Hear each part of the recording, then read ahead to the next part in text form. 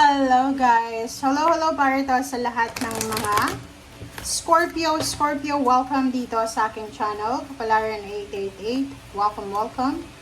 Alamin natin Scorpio kung anong messages, vibration, gabay energy para sa inyong lahat. I hope na nakuha nyo yung energy para sa inyo. Okay? Lovers, same with the Pisces. Scorpio.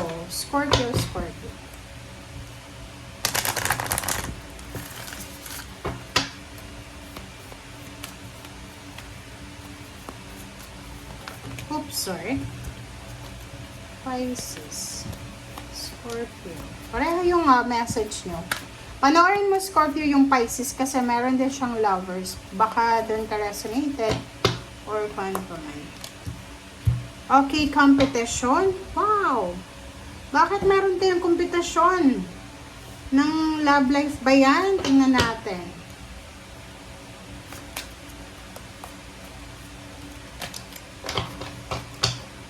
Okay, Scorpio. Isa sa mga favorite ko na zodiac sign talaga, Scorpio. Scorpio, Pisces, Taurus, Gemini, Sagittarius. Yun ang mga favorite kong mga zodiac signs. Okay. Okay, 2 cards. Scorpio, tingnan natin. Lovers, competition, dancing in the rainbow. Okay. And back on task. Okay, so Scorpio, so maraming scenario to. Maraming message, information na binibigay sa'yo ang ating baraha. So, gamitin mo ang iyong intuition. I-connect mo yung intuition mo sa bawat baraha. Okay, basta kung ano dito yung mag-resonate sa'yo, yun yung kunin mo. Okay, unahin natin yung lovers. Lovers, relationship, yun yung pinaka-subject ngayon. This first week of July or maybe the whole month of July, napaka-importante sa'yo yung love life mo. Or maybe love life yung pinaka-sentro ng reading mo. Okay?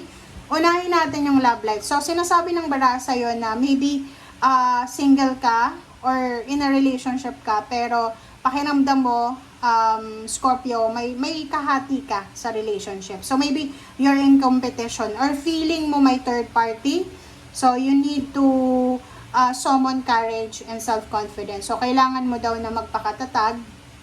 Kailangan mo daw na maging confident sa sarili mo. Okay? So, comment down below if you resonated yan. Yung parang may tamang hinala ka, na nag-overthink ka, na may other person yung karelasyon mo, or ikaw to na baka pinagseselosan ka Scorpio ng karelasyon mo na fire sign, Leo or Sagittarius or kung ano man zodiac sign, na meron kang iba.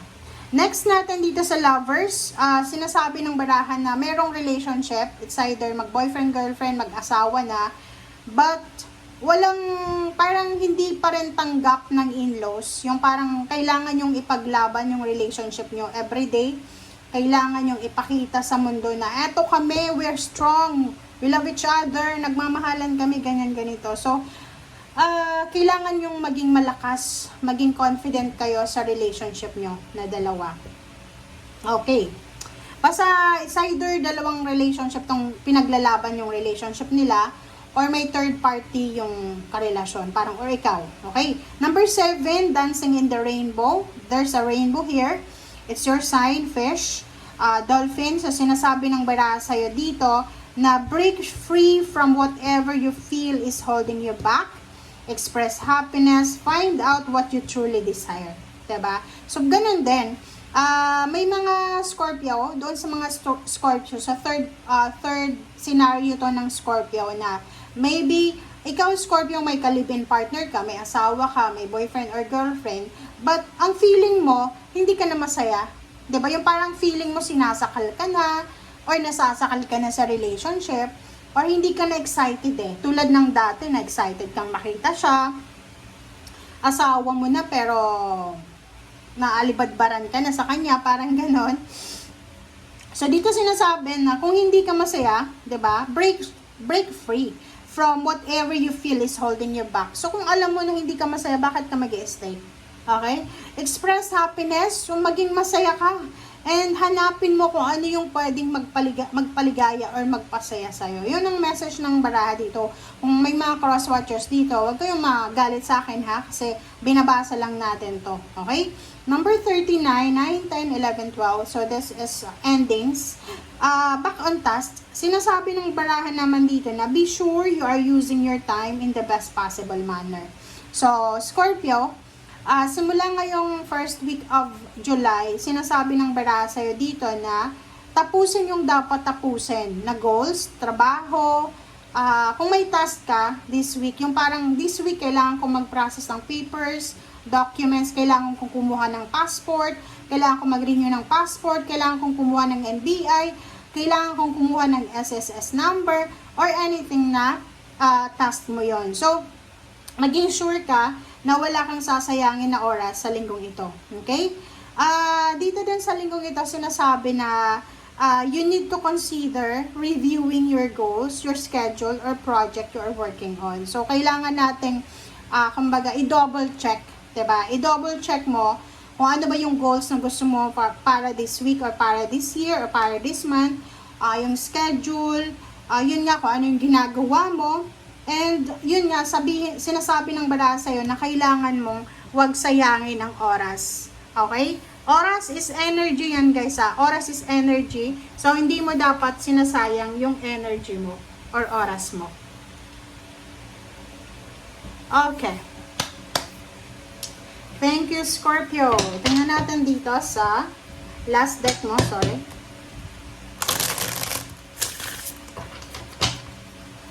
Scorpio. Pasensya na, matigas kasi to, guys. Okay.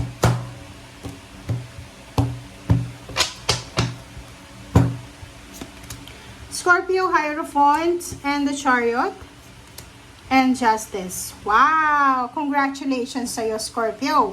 Okay, for the first week of July, ang nakikita ko sa'yo dito, Scorpio, posibleng makakakita ka or makakakilala ka ng isang tao na pwede mong maging kaibigan, proteksyon, mentor, allies, kakampi, or sino man siya na Hierophant. Hierophant kasi guys, siya yung pwedeng tumulong sa'yo. Okay? Siya yung pwedeng makatulong sa'yo. So, sinasabi ng baraha dito na possible kang may isang tao na tutulungan ka.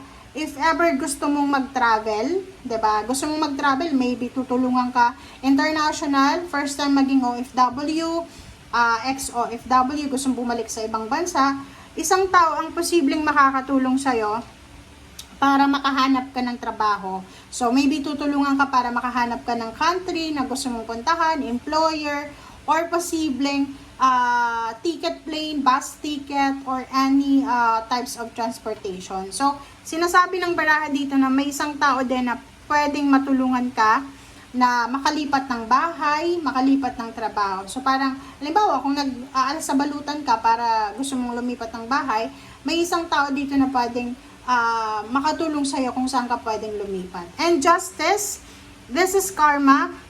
Sinasabi ng baraha sa'yo na may good karma na posibleng pumasok sa buhay mo, Scorpio. And this justice card ay sinasabi sa'yo na this is karmic blessing, karmic justice, karmic contract.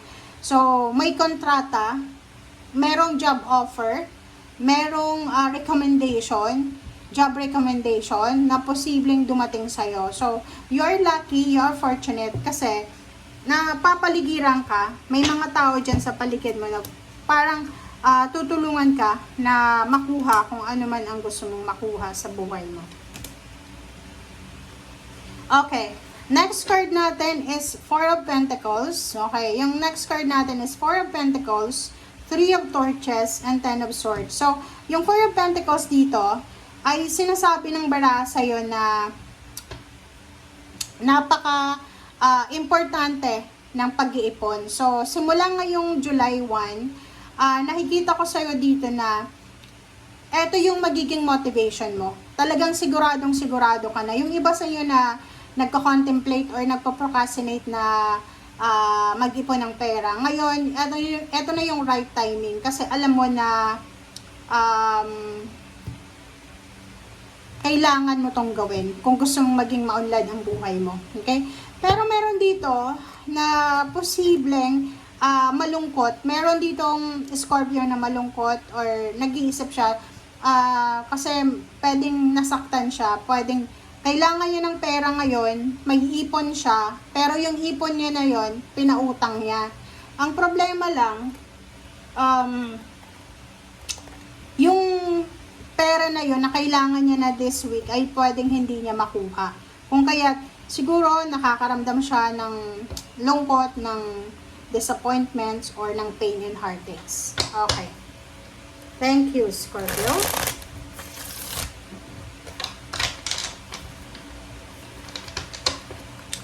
Okay.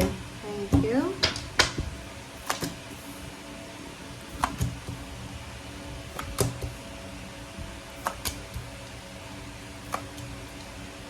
Wow. Diba, kasasabi ko lang to sa'yo kanina. Lumabas talaga yung the star. And the Hangman reverse, and Two of Cups, and Princess of Torches. Okay, this is bonus message para sa lahat ng Scorpio. Scorpio, may relationship dito na posibleng naunsyame. Okay, maybe you're married now, maybe you're living with someone else, live-in partner, my boyfriend, girlfriend. But, ihanda mong sarili mo kasi pwedeng parating pa lang to ngayong July or maybe by the end of July or maybe first week of July. Depende yan kung kailan papasok. Nako. May nahang dito na relationship na posibleng matuloy. Pwedeng MU kayo, 'di ba? Parang MU, mutual understanding. 'Di ba? Yung parang may mga secret na tinginan kayong dalawa, mga secret signals, and magkakaroon kayo ng pagkakataon simula ngayong July 1 na magkita. And then doon nyo pwedeng talagang na-develop na to eh. Kumbaga hindi lang nagkaroon ng pagkakataon, and maybe both party are in a relationship. 'Di ba? Parang ganun. So may possible ditong lalo kung may asawa ka na or may asawa itong person mo. Nako. Ayokong makisali dyan sa excitement na nararamdaman mo. Okay, King of Swords, Five of Swords, and then High Priestess, Six of Torches. Wow! Congratulations talaga sa'yo. So, dito sa mga baraha mo, sinasabi ng baraha na stop looking back. Diba? Lalo na sa relationship na to, diba? Bakit ka, like for example, isipin mo na kung may asawa ka na, mag-focus ka na lang sa asawa mo. Kung may relationship ka, sa relationship na lang. Hayaan mo na yan na baka hindi talaga kayo para sa isa't isa, kaya nga hindi kayo nagkatuluyan, di ba? Huwag mong komplikahin yung sarili mo. Lalo na sinasabi ng barahan na siswertehin ka sa pera eh. Malapit nang dumating yung swerte mo, tapos may temptation dito sa relationship. Baka hindi mo masalo yung blessings ng pera dahil sa temptation sa relationship. Okay. Five of Swords, King of Swords. So, sinasabi ng baraha sa'yo dito, yun na nga. Related siya sa may, kumbaga, paparating na mensahe ka. Like for example, chat call. Sa messenger to eh. Messenger, pwedeng may mag-message sa'yo na ex mo. So, you need to parang let go of that idea na mag-reply. 'Di ba? Kung alam mo, okay, ganito yun para makaiwas ka. Lalo sa Facebook yan eh. Pag hindi mo friend, mapupunta yun sa spam or request message. Pag click mo doon, pag nakita mo na, eto yung ex ko eh. Eto yung, mayroon kaming secret signal na may gusto kami sa bawat isa. Pag may asawa ka na, may boyfriend, girlfriend, may ka-live-in partner, automatic, wag mo na yung basahin, i-delete mo na yon para makaiwas ka sa tukso. Kasi, ang sabi sa'yo ng universe, kailangan mong ihanda ang sarili mo sa financial blessings. Kaso, itong relationship na to from your past na ibinibigay sa'yo ng universe, patibong yan sa'yo. Okay? Makinig ka ha, patibong yan sa'yo. Kasi, alam ng universe na may incoming blessings ka financially. So, bibigyan ka niya ng temptation para makita kung gaano ka ba ka-strong yung foundation mo para dito sa blessings na darating sa'yo. Okay? King of Swords, let go.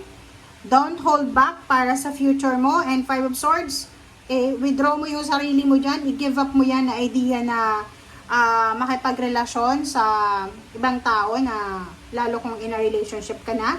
Makinig ka sa sinasabi ng barahang ito, ng High Priestess. Kasi may incoming ka dito Tingnan mo, nakikita mo ba?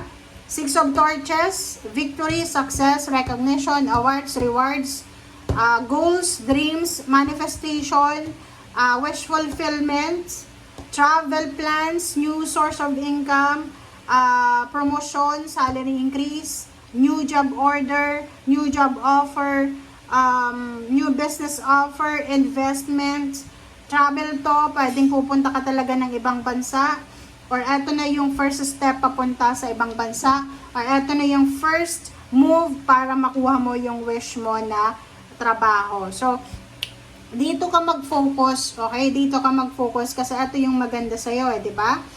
May possible travel dito Dalawa yung baraha, Six of Swords and Six of Wands and the Star. Sinasabi sa'yo na 6-6 is 12-3 celebration. So, maybe meron ditong party, despedida party. Aalis ka na sa Pilipinas, papunta ka ng ibang bansa, or pwedeng pipirma ka ng kontrata this week, or maybe ikaw ay kumbaga naghahanda na para sa iyong pagta-travel papunta sa lugar kung saan mo gustong magtrabaho. Okay? Thank you guys for watching. Bye!